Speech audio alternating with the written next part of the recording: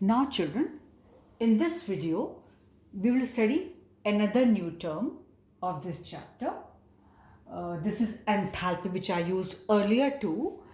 You were studying that time, but of course now you will see. We had seen that enthalpy is an extensive property. But what is enthalpy? You don't know right now. Children, it is simply, that you say A plus B reacted to give you AB and some heat was evolved, right? You call it exothermic reaction, endothermic reaction. Suppose 50 calories of heat was evolved. So that 50 calories measured at constant pressure. That heat content which was involved in this reaction, evolved or absorbed, is measured normally at constant pressure.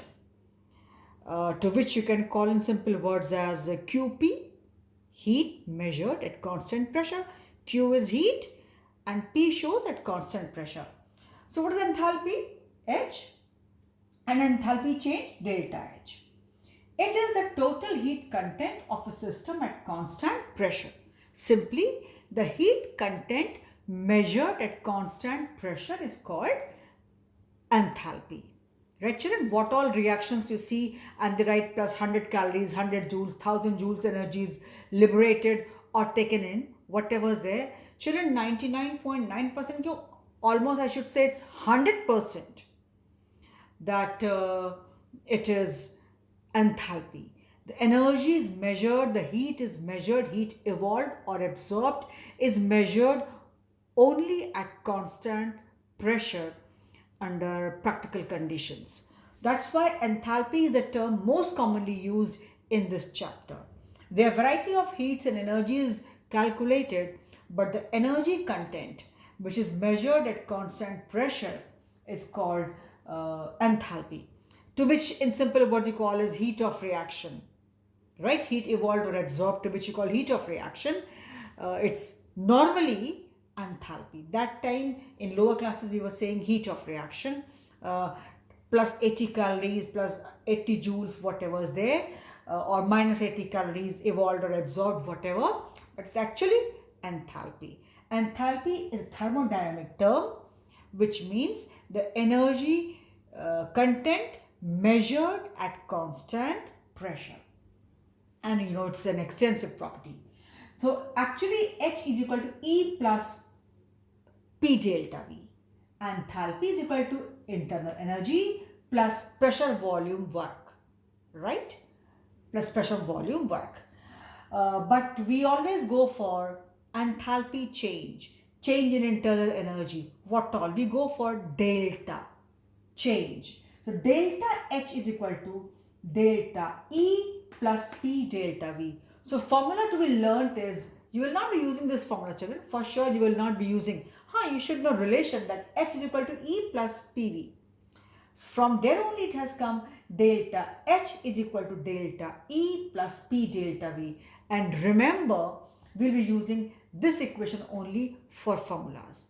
Do expect one question based on this or formula related to this. Now we know P delta V. PV is equal to what? nRT. And this is a gaseous equation. So P delta V is equal to what? P delta V is equal to delta N, G stands for gas, RT. So where we had in the formula P delta V, we can even write delta N, G stands for gas, RT.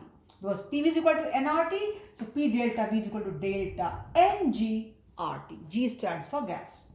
So one form is delta H is equal to delta E plus P delta V.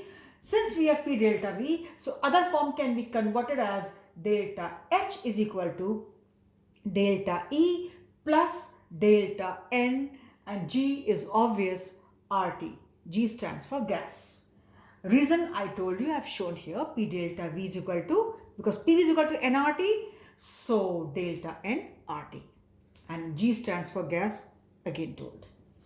Then children, just to remind you, as I have been telling you, enthalpy is the heat content measured at constant volume. Since we measure always the difference, because we cannot measure enthalpy at one point, we always measure the difference, initial and final.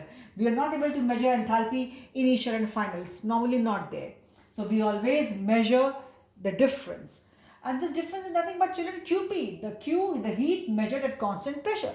Similarly, I want to remind you at the same time that as H is change in enthalpy, delta H is change in enthalpy, delta E, which was equal to delta U, is equal to nothing but QV, energy measured at constant volume, to which we call internal energy. This is just to remind you that delta E is nothing but delta U is equal to QV. That is nothing but energy content measured at constant volume.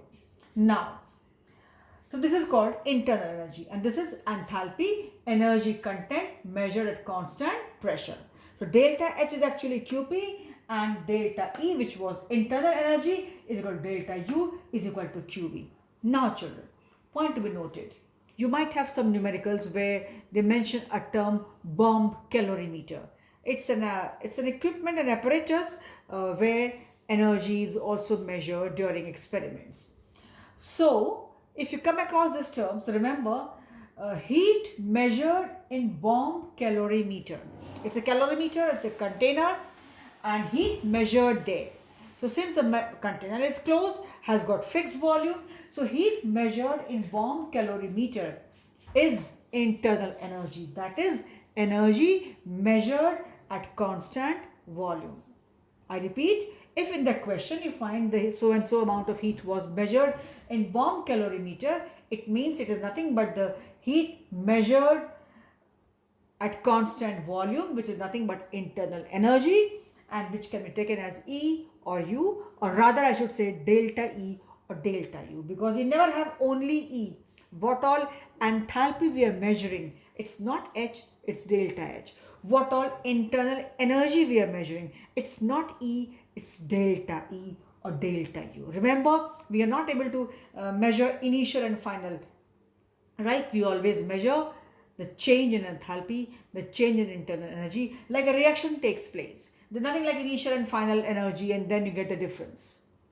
You get the total energy difference, the delta H, to which you call heat of reaction, whether absorbed or evolved. You measure heat of reaction. You measure delta H. You have no, actually what to say, like you have no way to find out initial and final. You always only are able to measure the energy difference, delta E and delta E or delta U. It is at constant volume, to which you call internal energy, and here delta H. 99% of what 100% we measure only delta H when it is heat of reaction or the energy involved in the reaction taking place.